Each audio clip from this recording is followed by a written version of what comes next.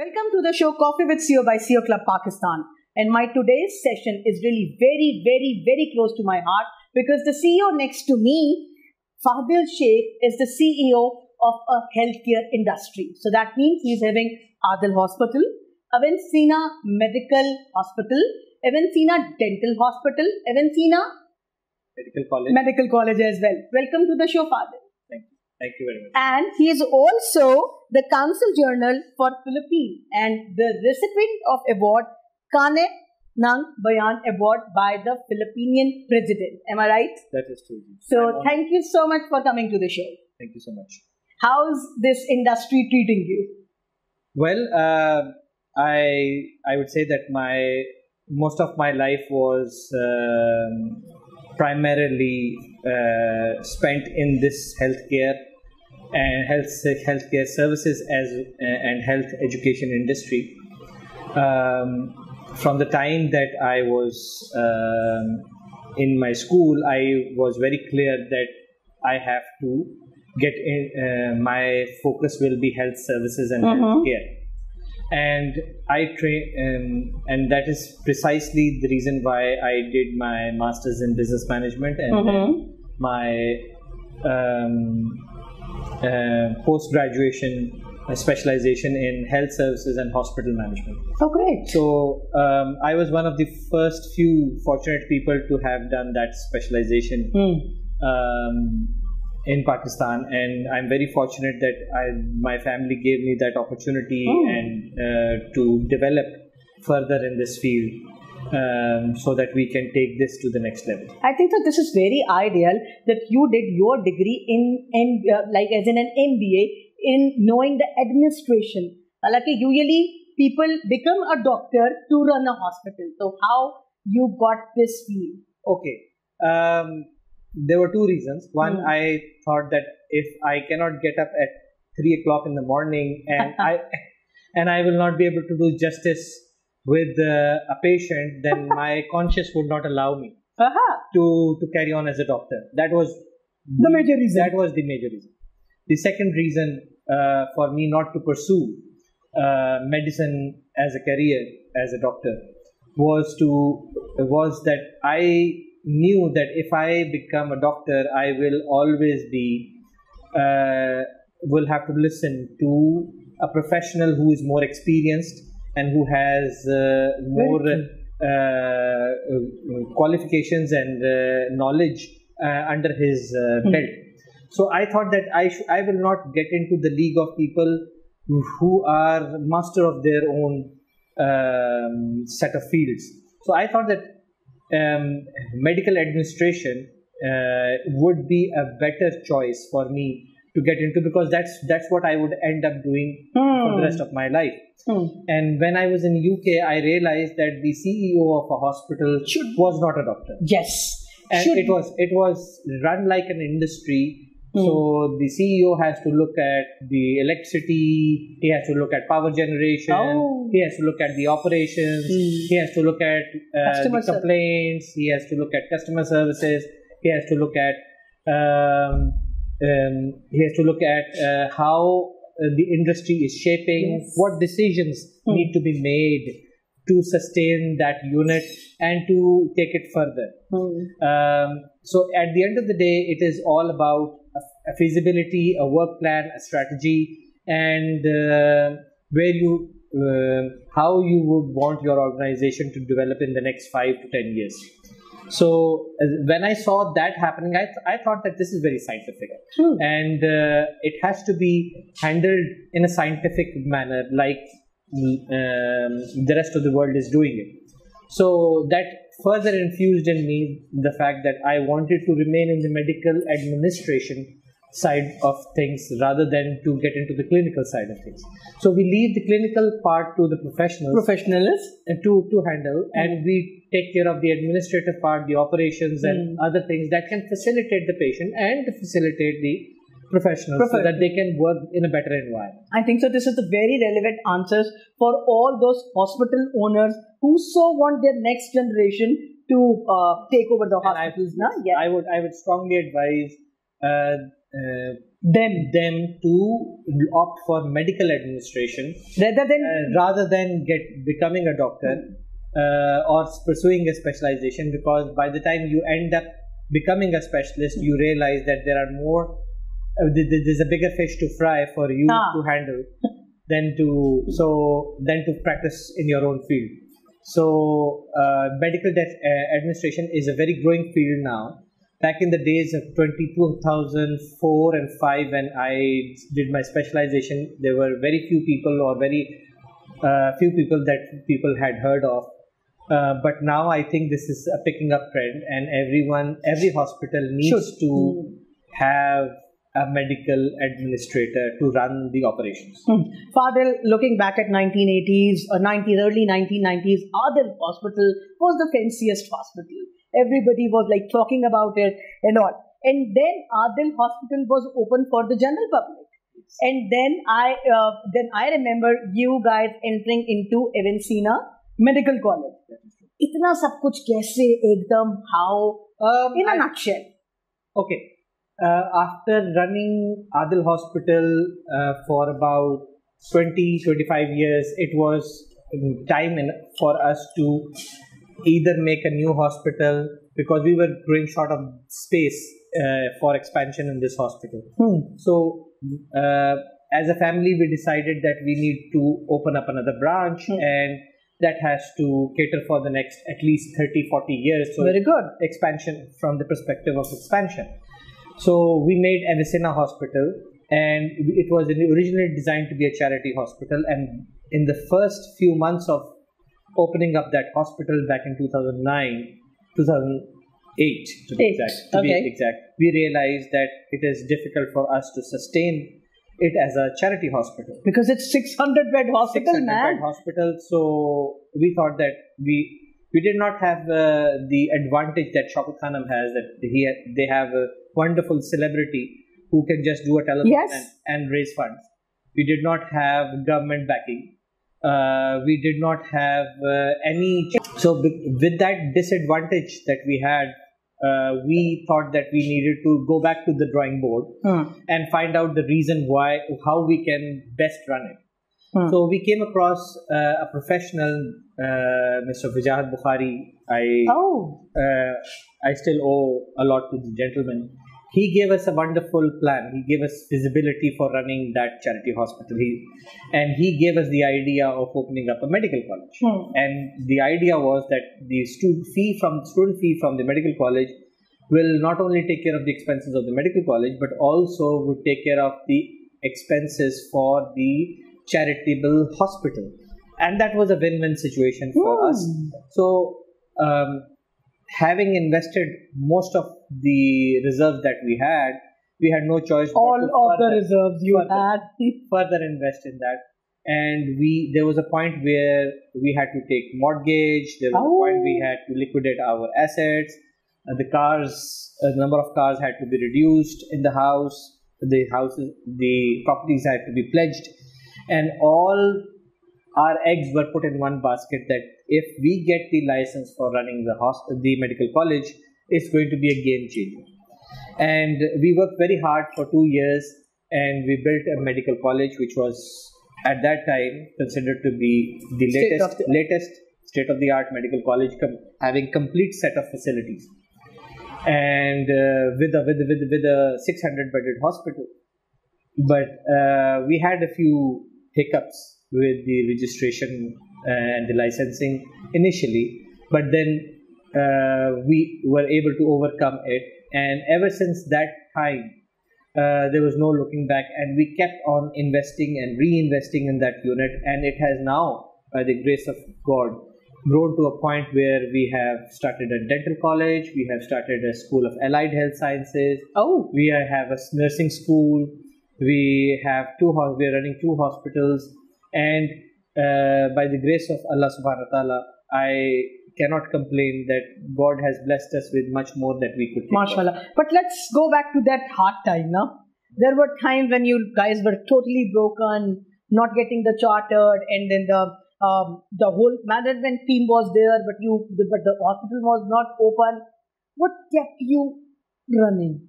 what was the thing? Like, how come you guys were so sure that this will be done so well? Well, challenges are inevitable, especially for a country like Pakistan, where things can be uncertain. No matter how much you want to ensure, no matter how well you do in your project, things can still be unsure for some odd reason. But I think the thing that got us going was the will to do good for the poor people. And that, wow. For the poor people. And my father said that this hospital is built for poor people.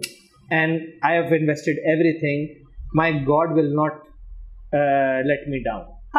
Beautiful. That was the passion and the conviction that he had for this project. And that is what kept us going. Fadil, you know that I was pushing you a lot for this interview. What was the reason? Because I have seen average brands jumping to become niche. And in hospitals, that is a very wow factor. But Adil Hospital coming down to poor people is something which I haven't heard before. And then now you're telling us the story of success, that you fed those poor people, and then this is huge now. So how many? Yes. I would say it's no secret. It's just that you have to have conviction in God's formula.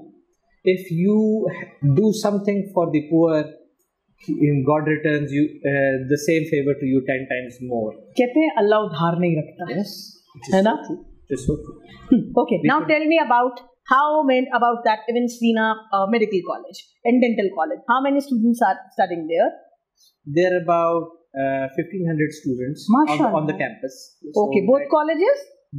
For the medical college, dental college, School of Nursing, Allied Health Sciences. So not only we are training training students to become doctors and dentists, but we are also training low income bracket families to opt for dialysis technicians, X-ray technicians, operation theatre assistants, laboratory technicians, nurses, nutritionists, radiology imaging officers. So there are various programs that we run at our campus, which are affiliated by HAC, Pakistan Medical and Dental Councils, Pakistan Nursing Council, Punjab Healthcare Commission, and University of Health Sciences. CEO Club was in Switzerland, was in London a few months back. And what we have heard from the industry over there is that people are keenly looking forward for nurses and technicians from Pakistan. Do you think that this has got potential?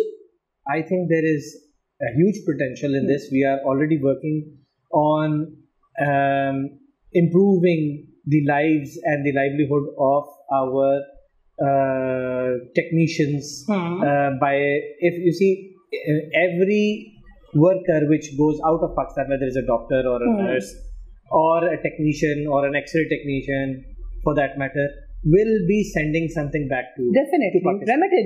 Remittances. Foreign if I make a contrast of Pakistan with the Philippines. Yes.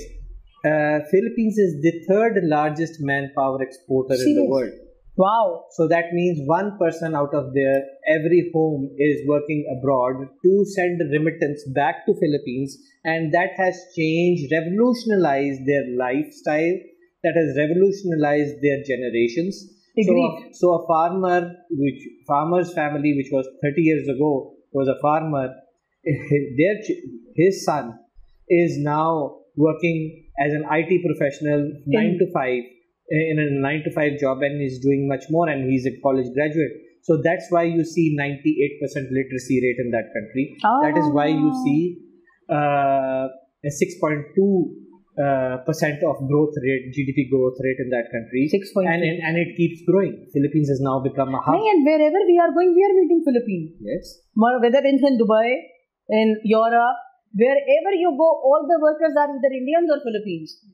That's how it is. So, if you ask me, first largest manpower exporter in the world is China, then India, and then Philippines. So they have definitely cracked it very well, and I think we can learn from a lot. The Philippines model. As you mentioned, Philippines, it's very, there are so many entrepreneurs here in Pakistan that do get award from their president. But you are one of the guys who got the award from Philippine president. Tell us the reason why.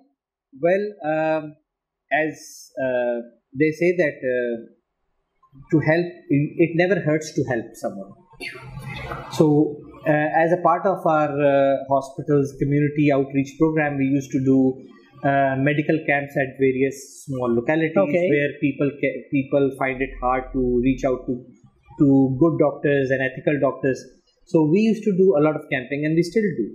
So every week we have our 5 medical camps going in 5 different localities, underprivileged localities of Lahore or around Lahore, to help people get better healthcare. So one of those camps, we came across some Filipinos workers which very politely asked us, "Can you also help us?"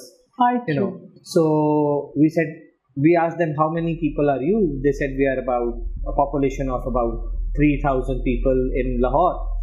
And I said, "Okay, so we can make a dedicated medical camp for you." So we started running regular medical camps for Filipinos every quarter of the year.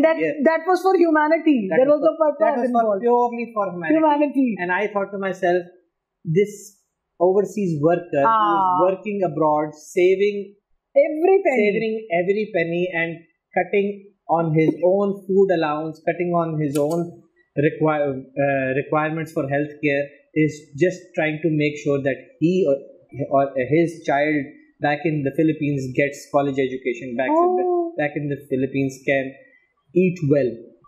So that really moved me. So I thought to myself that let's dedicate a portion to them. We can do better for them. So we started doing regular medical camps, and we because of that we got more close to the embassy and the ambassador and the rest of the Philippines team. And there came a time when they thought that we were doing so much welfare work for the Filipinos that they asked us to they nominated me for this award. For this award. And because of Adil Hospital, I was fortunate enough to receive that award on behalf of Adil Hospital.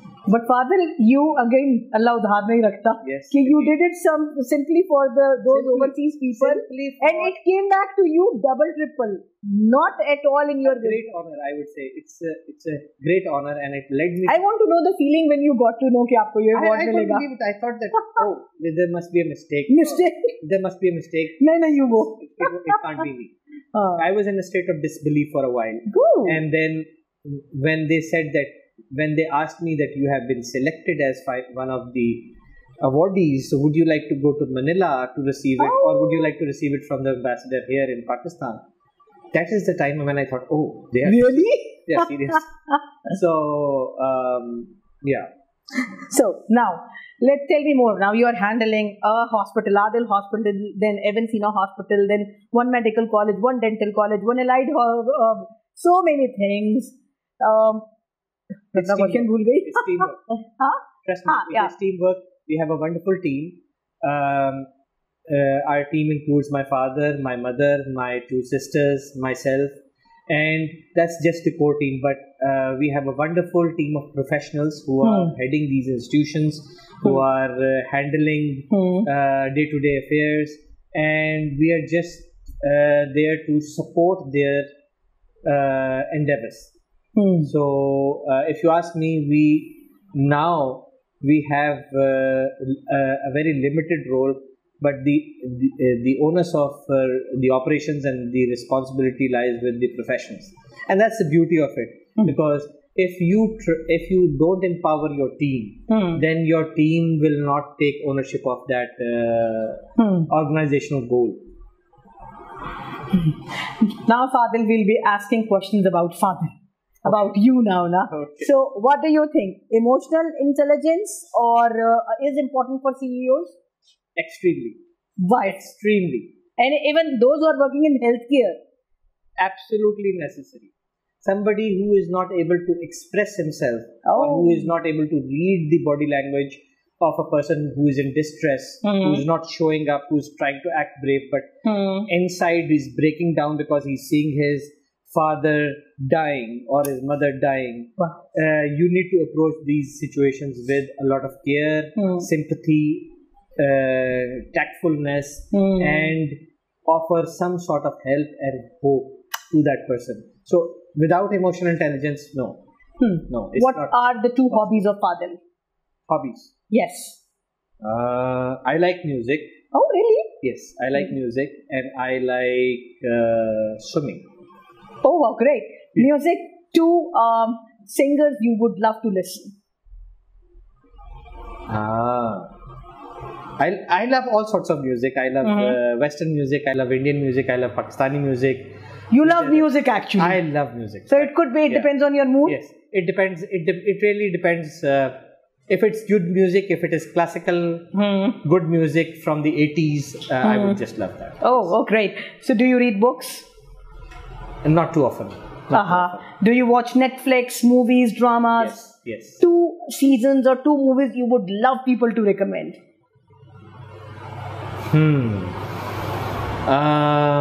Breaking Bad. Okay. Breaking Bad is one. And the other one is... you have to think about it, huh? Yeah. House of Cards. Oh, great. So it's like, okay. Now, what do you do when you're very angry? I go silent. Oh. When I'm angry, I just want to be left alone, and I process that information again and again, and then I think, what can I do? What can be the least reactive thing that I can do to solve that problem? Are you like this since the beginning, or you developed it? I learned it through the hard way. I learned it with time. Because I also want to learn that. Yes. It's a sign of very high IQ as well, that you don't react instantly. No? You're not supposed to. You're not supposed to. Okay. What is success to Fadil? Success to me is seeing that my work does something good for other people, and that has changed somebody's life. And if that person is happy, healthier, happy, even somebody is working for us, for the organization, if that person feels that he is getting growth in the organization, he feels good about it, and he feels connected to the organization, I think that's what would be success. What is happiness to Fadil then? If giving back to society is the success, what is happiness? I think a lot of people, I'm not saying that I'm a saint, but a lot of people would want to have some comfort in life, and I already have that. God is kind to me. I already have that. So for me, self-actualization was more important. Recognition was more important. For me, I think you would agree with me that instead you do feel good when you get a gift, but if you are given a gift, if you give a gift to someone else, you feel double good. You feel double good. Yes. So yes. It's the same feeling. It's the same feeling. So if you make a difference to somebody's life who is unable to afford an education, you feel good. If you make a difference to one household which is living under the poverty line, and you uplifted them, and you make that person an abled economic contributor. Oh, great. You have not just lifted that family, but you have lifted their set of beliefs, their self-confidence, their outlook towards the world and life. Oh, great. Wow, Fadil, I'm touched by your answer. But one last question. In healthcare, whatever good you do, there are always people pointing fingers to you. You can't make everyone happy. Why? Because there are 10 good cases, then there are 20 bad cases, and people think that could be done by the doctor, which is not possible. जिंदगी मौत तो अल्लाह के हाथ में होती है ना, तो फिर ऐसी चीजें बहुत ज़्यादा problems भी लेके आती हैं. How do you deal with that? Okay, you have to have a good system. I would say that if you don't do two things you will never go wrong. Number one, even if somebody is pushing you to do something and you think it's not ethical, don't do it. Beautiful. The instinct is there, na? You don't do it, and you just say that you can just withdraw yourself from that. I'm not saying that one is not to be a risk taker. I'm saying that there are people who would come to you in life and who would want you to make more money and get a bigger share of the pie, but you have to think, is it really ethical? Yes or not? What am I accumulating in this life, and what am I accumulating in my next life? Yes, very good. I think so. इसी वजह से आपकी कश्ती to do भी नहीं. हालांकि वो मतलब चक्कर तो बड़े आए, but even then it now mashallah. Thank you so much, Fadil. Your message of hope and optimism for youth. Look in the camera. I would say that don't look for shortcut. Work hard, work smart, and develop skills. If you have the right attitude, you have the right skill set, you are highly employable in Pakistan and abroad. You don't have to look for a job, the job will look for you. But if you do not have the focus, if you do not have the will to work at night in long hours, if you don't have the focus to do the right thing and develop yourself and develop the organization, then there is something missing in that recipe. Thank you so much, Fadil. I usually end up my coffee with CEO by saying that what I learned from the person. And I've learned only one single thing from you is to be gentle to the to the mankind. Yes. And I think so. Aapki example is a very good example, or Adil Hospital ki example is a very good example in telling others ke Allah udhar nahi rakhta. Bilkul bhi nahi rakhta. And but number two, it's not like that if you believe that and then you don't work hard. Number two is developing systems and then working on them and then making them perfect. Is what I learned from you. May Allah bless you. और आपको एक award मिला, आपको ऐसे और बहुत सारे award मिले जो आपने कभी ना सोचे. Thank you for coming to the show. Thank you so much.